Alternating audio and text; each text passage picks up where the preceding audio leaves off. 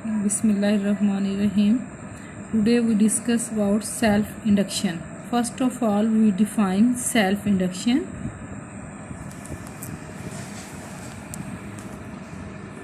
Definition को हम discuss करेंगे. The phenomena in which a changing current in a coil induces an EMF in itself is called self-induction. वो phenomena जिसमें current change हो रहा हो और इसमें ईएमएफ इंड्यूस्ड हो जाए तो इसको हम कहते हैं सेल्फ इंडक्शन. इसमें हमारे पास क्या है कि ये एक कॉइल है, इसको कोर के ऊपर हमने वाउंड किया हुआ है. ये सर्किट कंप्लीट किया हमने. ये रियोस्टेट है और ये बैटरी है और ये स्विच है. जब हम स्विच को क्लोज करेंगे तो करंट 0 टू मैक्सिमम होगा तो करंट चेंज होगा. जब करंट चेंज होगा तो इसमें ईएमएफ इंड्यूस्ड होगी, करंट इंड्यूस्ड होगा. तो इसको हम इस फिनोमिना को हम कहते हैं सेल्फ इंडक्शन. या फिर हम रियोस्टेट की मदद से रेजिस्टेंस की वैल्यू को चेंज करेंगे. जब रेजिस्टेंस चेंज होगी तो करंट भी डेफिनेटली चेंज होगा. जब करंट चेंज होगा तो इसका मैग्नेटिक फ्लक्स चेंज होगा. मैग्नेटिक फ्लक्स चेंज होगा तो ईएमएफ इंड्यूस्ड होगी. ईएमएफ इंड्यूस्ड होगी तो करंट इंड्यूस्ड होगा. तो इस कॉइल में by changing current itself EMF induced होगी. तो ये फिनोमिना हमारे पास कहलाता है सेल्फ इंडक्शन. अब हम इसको डिस्कस करेंगे. According to Faraday's law, the change of flux through a coil by any means induces an EMF in it. Faraday's law में हमने डिस्कस किया था कि magnetic flux by any mean, किसी भी तरह से अगर मैग्नेटिक फ्लक्स चेंज होता है तो ईएमएफ इंड्यूस्ड हो जाती है और करंट इंड्यूस हो जाता है. In all the examples we have discussed so far, induced EMF was produced by a changing magnetic flux from some external source. अब तक हमने जितनी भी एग्जांपल डिस्कस की तो उनमें जो मैग्नेटिक फ्लक्स चेंज हो रहा था किसी एक्सटर्नल सोर्स की वजह से फ्लक्स चेंज हो रहा था और ईएमएफ इंड्यूस्ड हो रही थी. But the change of flux through a coil may also be due to a change of current in the coil itself. लेकिन ये भी हो सकता है कि जो मैग्नेटिक फ्लक्स है कॉइल में वो अपने ही करंट की वजह से चेंज हो. कॉइल में इटसेल्फ जो है मैग्नेटिक फ्लक्स चेंज हो इटसेल्फ करंट की चेंज की वजह से. इसको अब हम डिस्कस करेंगे. Consider the circuit as shown in figure. ये जो सर्किट है इस डायग्राम में आपको नज़र आ रहा है, इसको हम डिस्कस कर रहे हैं. Coil is connected in series with a battery. Series में एक हमारे पास बैटरी लगी हुई है एंड अ रियोस्टेट, और एक रियोस्टेट लगा हुआ है. Magnetic flux is produced through the coil due to current in it. अब इसमें जो मैग्नेटिक फ्लक्स प्रोड्यूस हो रहा है वो इसके अपने ही करंट की वजह से है. If the current is change by varying the rheostat quickly. अब हम क्विकली रियोस्टेट की वैल्यू इसको स्लाइडिंग कॉन्टैक्ट को स्लाइड करवाएं तो क्या होगा कि इस कॉइल में करंट चेंज होगा. Magnetic flux through the coil changes, और इसमें मैग्नेटिक फ्लक्स चेंज होगा. That causes an induced EMF in the coil, जिसकी वजह से कॉइल में ईएमएफ इंड्यूस्ड होगी. Such an EMF is called as self-induced EMF. और इस EMF को हम क्या कहेंगे? Self-induced EMF. Again हम डिफाइन करते हैं the phenomena in which a changing current in a coil induces an EMF in itself is called self-induction. तो इस फिनोमिना को हम कहते हैं self induction.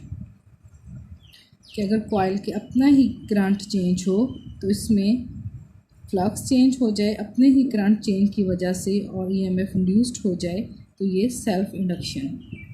If the flux through one loop of the coil is 5. अगर हमारे पास ये जो एक लूप है इसमें फ्लक्स 5 होगा और टोटल नंबर ऑफ टर्न्स अगर हमारे पास n है, then the total flux through the coil of n turns, अगर हमारे पास n टर्न्स हैं वुड बी n5. तो टोटल फ्लक्स हमारे पास कितना होगा? n5. क्योंकि एक लूप में हमारे पास जो फ्लक्स है वो 5 है. As 5 is proportional to the magnetic field which is in turn proportional to the current. अभी जो फ्लक्स है that is proportional to magnetic field and magnetic field is proportional to current. तो हम कह सकते हैं कि जो टोटल फ्लक्स है that is proportional to the current. जितना ज़्यादा करंट होगा मैग्नेटिक फ्लक्स भी हमारे पास इतना ही होगा।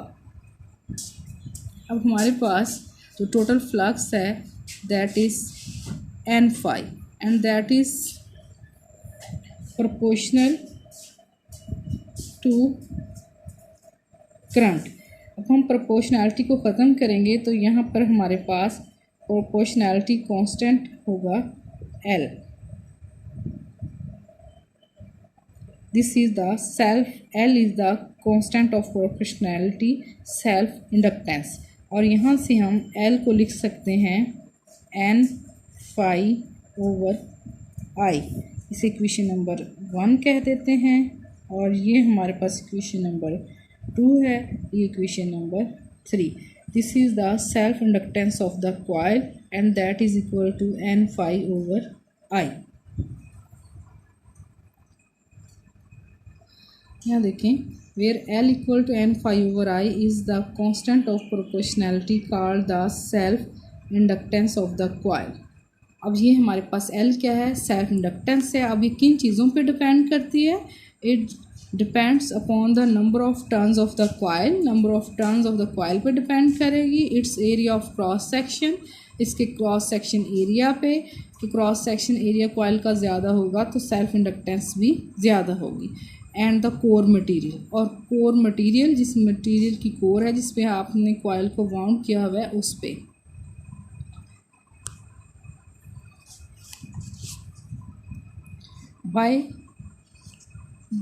By winding the coil around a ferromagnetic iron core, the magnetic flux and hence the inductance can be increased significantly relative to that for an iron core। अब इसमें यह है कि कोर मटेरियल पे किस तरह से डिपेंड करता है कि अगर कोर मटेरियल हमारे पास एयर की बजाय अगर कोई कोर मटेरियल आयरन का सिलेंडर हम यूज़ कर लें तो उससे क्या होगा कि मैग्नेटिक फील्ड इंक्रीज़ होगा, मैग्नेटिक फ्लक्स इंक्रीज़ होगा, तो सेल्फ इंडक्टेंस भी इंक्रीज़ होगी।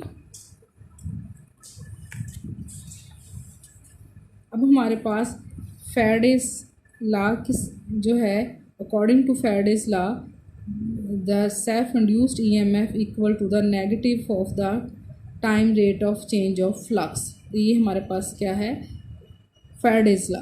तो सेल्फ इंडक्टेंस के लिए, सेल्फ इंड्यूस्ड EMF के लिए ये इक्वेशन हमारे पास इस तरह से बन जाएगी। अब हमारे पास according to Faraday's law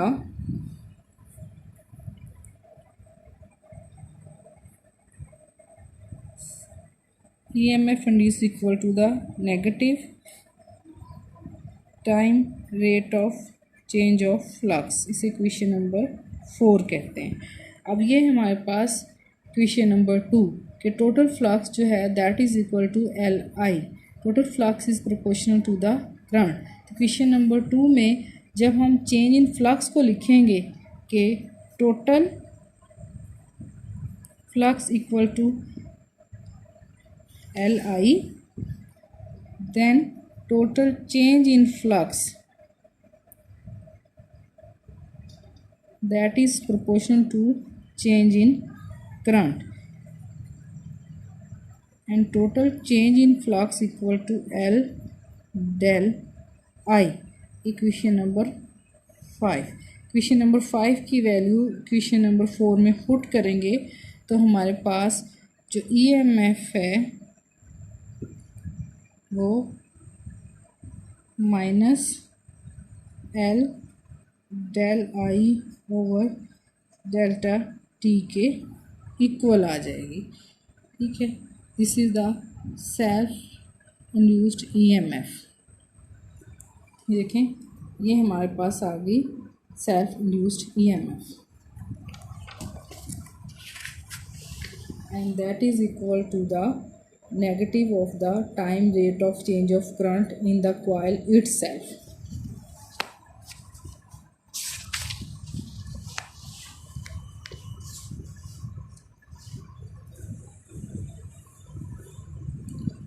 equation shows that the self-induced EMF in a coil is proportional to the time rate of change of current in the coil. जितना time rate of change of current ज़्यादा होगा इतना ही EMF ज़्यादा induced होगी. Self inductance L of the coil may be defined as the ratio of the EMF to the time rate of change of current in the coil. The unit of L is also Henry. और यहाँ से हमारे पास जो self inductance है इस equation से L हमारे पास किसके इक्वल आ जाएगी, minus EL over del I over delta T के इक्वल. Question number 6. और ये देखें कि self inductance equal to the ratio of the self induced EMF to the time rate of change of current in the coil itself. इसके equal है और साथ ही हमारे पास नेगेटिव साइन है. ये सेल्फ इंडक्टेंस है और इसके यूनिट भी हमारे पास वोल्ट सेकेंड पर एम्पेयर है. That is equal to henry. लेकिन पहले हमने डिस्कस किया था कि इसकी यूनिट वोल्ट सेकेंड पर एम्पेयर. तो यहाँ पे भी हमारे इसकी यूनिट है वोल्ट, इसकी एम्पेयर और ये सेकेंड, तो वोल्ट सेकेंड पर ampere that is equal to henry. तो सेल्फ इंडक्टेंस की यूनिट हमारे पास होंगे henry that is equal to volt second per ampere.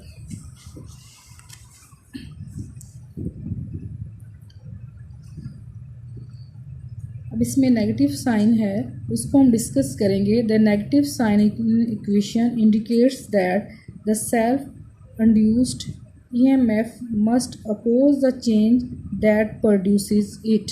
लेंज़िस law से में हमने जो पढ़ा था, तो अकॉर्डिंग टू दैट कि नेगेटिव साइन अब इसमें हमें इंडिकेट कर रहा है कि self induced EMF must oppose the change that produce it. That is why the self induced EMF is sometimes called as back EMF. तो नेगेटिव साइन की वजह से हम इसको बैक EMF भी कहते हैं कि ये चेंज को अपोज करती है that produces it. This is exactly in accordance with the Lenz's law. If the current is increased, the induced EMF will be opposite to that of the battery. अगर current हमारे पास increase हो रहा हो तो EMF जो है वो opposite होगी बैटरी की EMF से. And if the current is decreased the induced EMF will eight.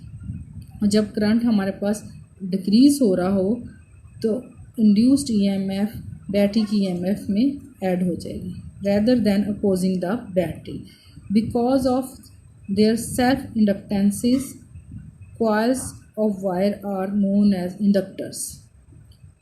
तो ऐसे डिवाइसेस को हम कहते हैं inductor and are widely used in electronics. और इलेक्ट्रॉनिक्स में बहुत यूज़ होते हैं. In alternating currents inductors behave like resistor. तो एसी करंट्स में इंडक्टर जो हैं वो रजिस्टर के तौर पर बिहेव करते हैं. तो ये सेल्फ इंड्यूस्ड EMF को हम बैक EMF भी कहते हैं नेगेटिव साइन की वजह से. और नेगेटिव साइन जो है according to Lenz's law which indicates that the self induced EMF must oppose the change that produces it. तो जब हमारे पास करंट इंक्रीज हो रहा होगा तो EMF जो है बैटरी की EMF के ओपोजिट होगी. और जब करंट हमारे पास डिक्रीज हो रहा होगा तो EMF इस तरह से इंड्यूस होगी कि वो बैटरी की EMF को अपोज नहीं करेगी, बस इसमें एडअप हो जाएगी.